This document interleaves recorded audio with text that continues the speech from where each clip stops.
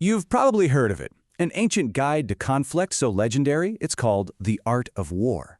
But what if I told you its greatest secret is actually the art of not warring at all? So, let's just dive right in.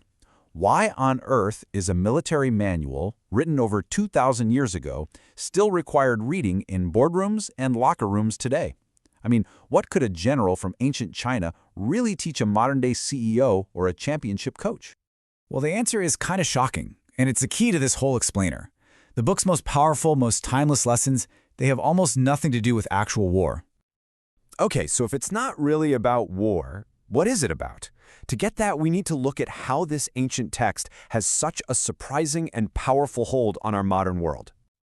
Let's put the battlefield aside for a second.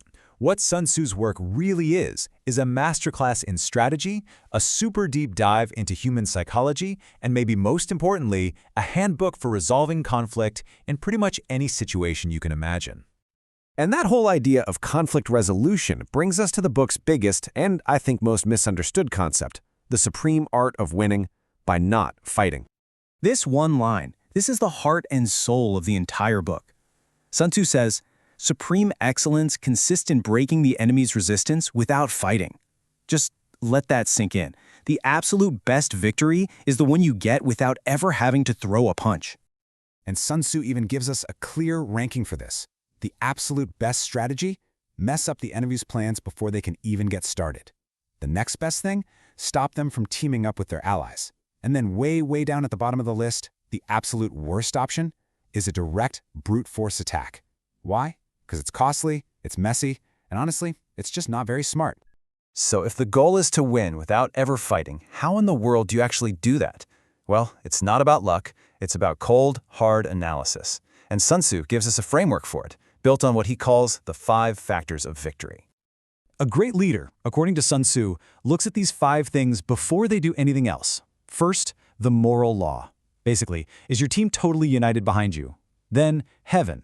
Are the outside conditions, the timing, in your favor?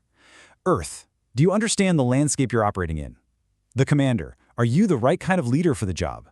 And finally, method and discipline. Is your organization actually running smoothly? The big takeaway here is that victory isn't something you fight for. It's something you calculate way ahead of time. Now, a huge part of messing up an opponent's plans is all about controlling what they think is going on. And this brings us to another one of Sun Tzu's most famous ideas, that all warfare is based on deception. It's a pretty intense statement, right? But its use is actually incredibly subtle. This isn't just about lying. It's about being the one who controls the story, the one who shapes your opponent's reality. And look how practical this is. If you're strong, you need to look weak. If you're about to make a big move, you act like you're doing nothing. If you're close, make them think you're miles away.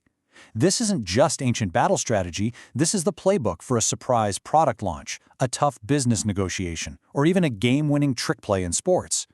It's all about making them see what you want them to see. So all of this, the careful planning, the misdirection, it all builds up to one final master key that unlocks everything else in the art of war. The ultimate foundation for any strategy. Know yourself, know your enemy. Seriously, everything we've talked about, the analysis, the psychology, the idea of avoiding a fight, it all gets boiled down into one single powerful rule for success in any kind of competition. And here it is, the big one. If you know the enemy and know yourself, you need not fear the result of 100 battles. See, it's not a guarantee that you'll always win. It's a promise that you'll never be surprised. You will never, ever be defeated because of your own ignorance. And it's so important to get this right. This goes way deeper than just spying on a competitor. Knowing yourself means having real, profound self-awareness. Knowing your strengths, your weaknesses, your biases. And knowing the enemy means having a deep, almost empathetic understanding of what they want, what pressures they're under, and how they see the world. And that brings Sun Tzu's 2,400-year-old wisdom right here, into your life, today. It leaves all of us with a final question.